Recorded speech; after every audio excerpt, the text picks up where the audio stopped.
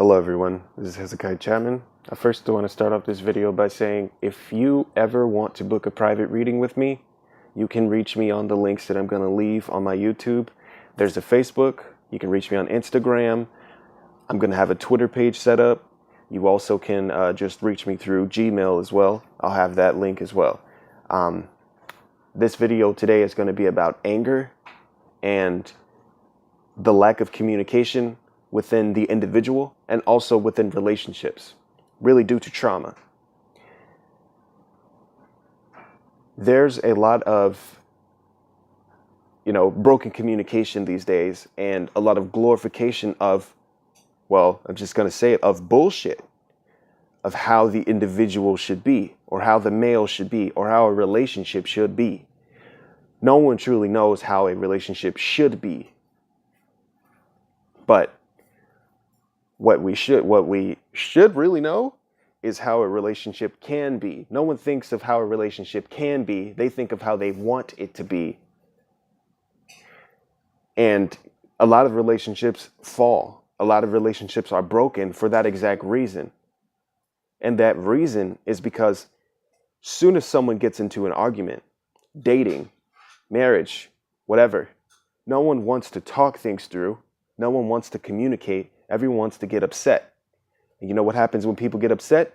People get verbally abused, people get physically abused, and people become traumatized. So this just creates another, guinea pig for the wheel. So there's another guinea pig that goes on the wheel that continues this cycle. And they continuously run. And they continuously run. For what? How many times did someone have to run from a relationship until they understand that the anger is the reason why they're running in the first place? Because you don't even have to be the type of person who's running. You're running when you get upset. You're running when you decide to cuss that person out, to hurt your significant other. You're running when you're doing that. You're running when you decide to verbally abuse them. You're running when you decide to hit them. You're running when you decide to even ignore them, when you give them the cold shoulder, when you don't read their messages. This is something that's not taking it from a mature standpoint. What I'm trying to say is more people need to take the time to breathe. Everybody is forgetting to breathe. It sounds so cheesy, but it is that easy. It is that easy. I'm someone who had very bad anger problems all through middle school, elementary school, all through high school. I had very bad anger problems. I was trying to fight the principals. I was trying to fight security guards. I was trying to fight everybody. And also, it really didn't help coming from the neighborhood that I was raised in, coming from the town that I was raised in. That doesn't help. And it also doesn't help because, it also didn't help the fact that I was also an empath, extremely sensitive to everyone's energies. I could pick up on their thoughts. I could see what's going on in their daily lives. So Black, a psychic, and you have extreme anger problems. That's just not, that's not something that is considered normal. And it's something that really could have been, it's something that really could have been bad. It could have turned out bad. But see, when I decided that I was going to be in control of my life, that's when everything changed. And I took that control through stopping my anger at its source, addressing my traumas, not being afraid to communicate within my relationship, not being afraid to communicate with people about a conflict that we had. In my relationship right now, my wife will even say, when we have any kind of argument, what I do, I'll sit there and I get very quiet. I'll go into a meditative state. I'm breathing and I think it through. See, before I would not think it through. I would sit there, think about what they're saying, and then I would just black out and I would go off. What is that going to help? It's not going to help anything, especially if there's a love interest or you're really invested in this person. Why the hell would you want to hurt your significant other? Why would you want to hurt them? It's more so for, the males. Why would you want to hurt that person? As a male, I know there's so many different kinds of stereotypes, but let's be real for a moment. How long are you going to continue to run? How long do you feel that that's going to help you? Why do you listen to these things that are on social media that say, oh, you shouldn't be this way?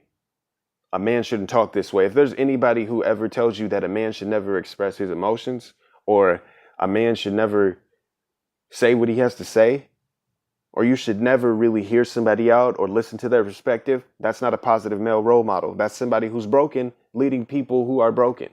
Like, that's someone who is also broken and traumatized, but they hide in their masculinity. And that's not divine masculinity, because it's one-sided. If you're a divine masculine, you are actually divine feminine. You actually have a balance. You're coming from two hemispheres. You can switch back and forth. See, that type of person who can sit there and hear someone saying something to them and not immediately think that this is something that's coming from a negative context. This is something that is, whoa, I have to think about this. You take that time, you think like, okay, well, this person could be saying this, but what if they're just that way? What if they were raised that way and that's just how they speak?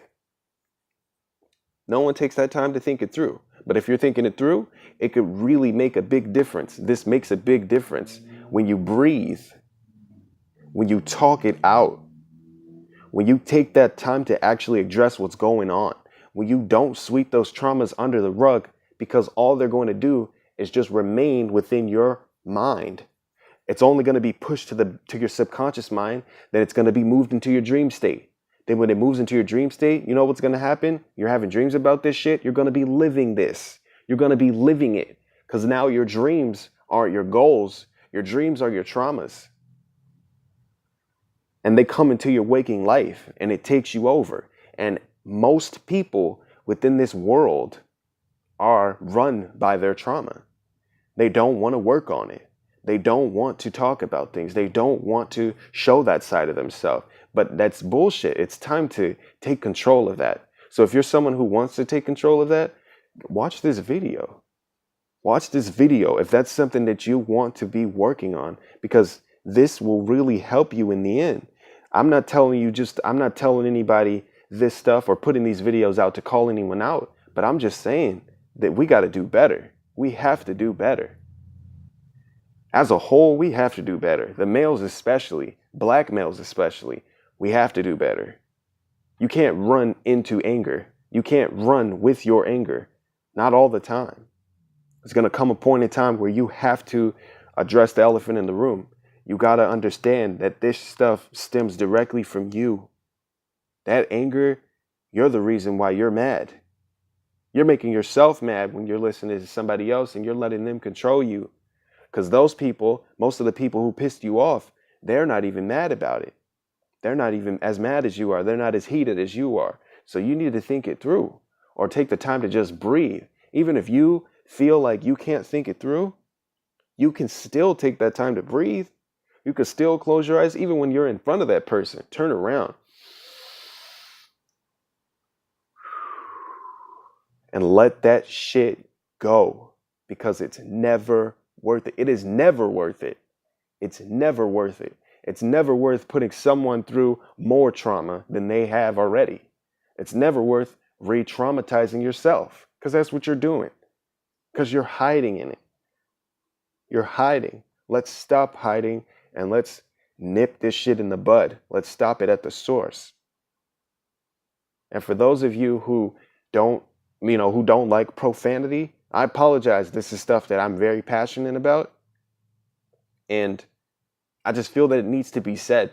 Too many people are not individuals. There's too many people who want to just follow blindly a bunch of bull crap.